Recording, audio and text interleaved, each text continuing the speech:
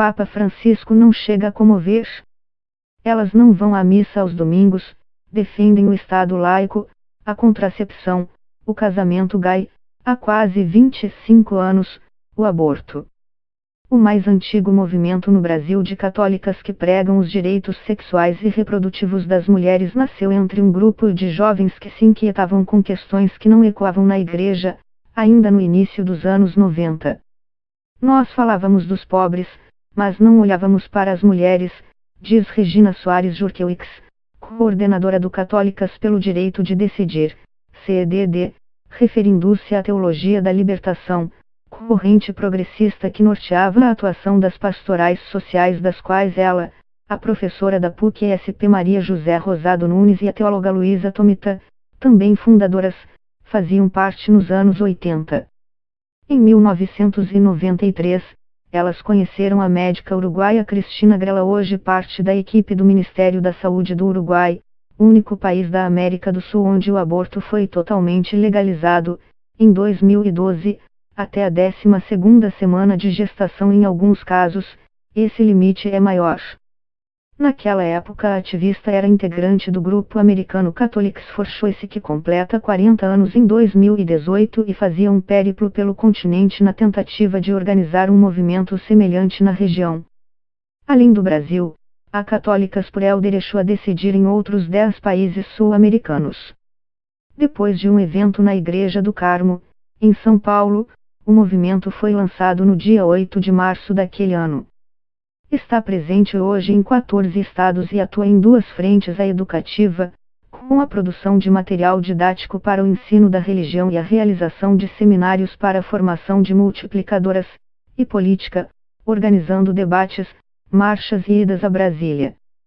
Em uma de suas campanhas mais recentes, o CDD foi às ruas em novembro para protestar contra a proposta de emenda constitucional, PEC 181, que pode criminalizar o aborto mesmo nos casos em que ele hoje é permitido, como em gestações resultantes de estupro.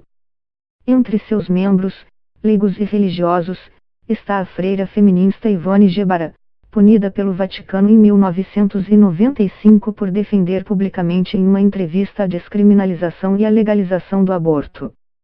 Na época à frente da Congregação para a Doutrina da Fé, o cardeal Joseph Ratzinger, que anos depois se tornaria o Papa Bento XVI, determinou que ela voltasse à Universidade Católica de Louvain, na Bélgica, onde obteve seu doutorado, para passar 2 anos reclusa, em reeducação teológica.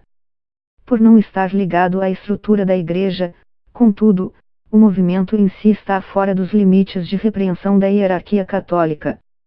As perseguições também não são frequentes, diz Jurkewicz.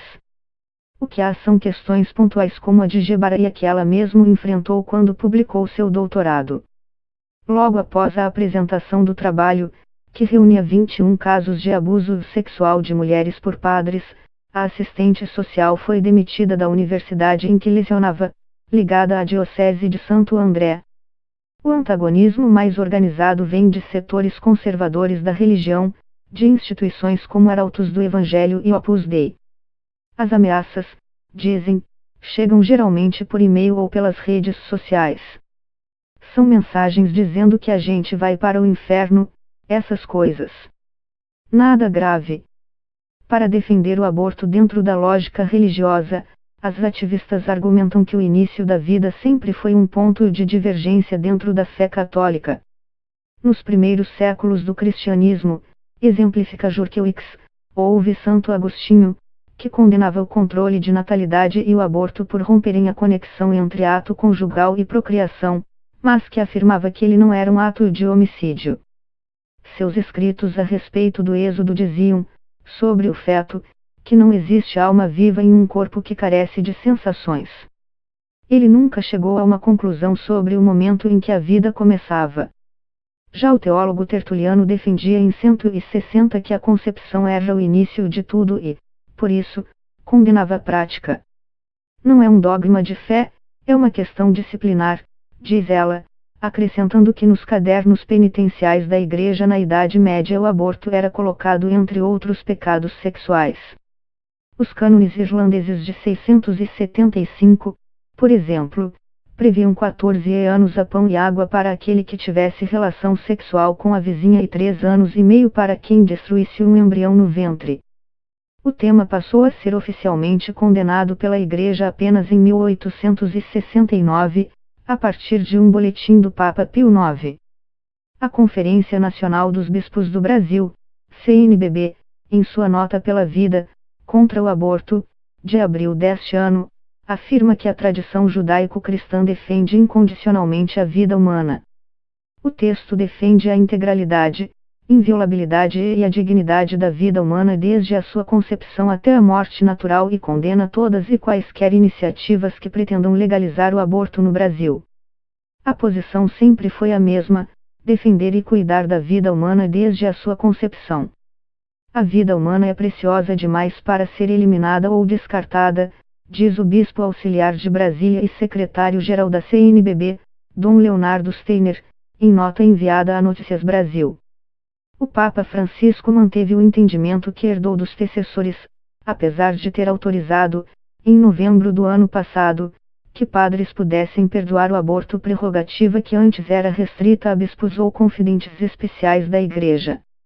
A ideia, por trás da iniciativa do Papa Francisco, é mais de compaixão, de perdão.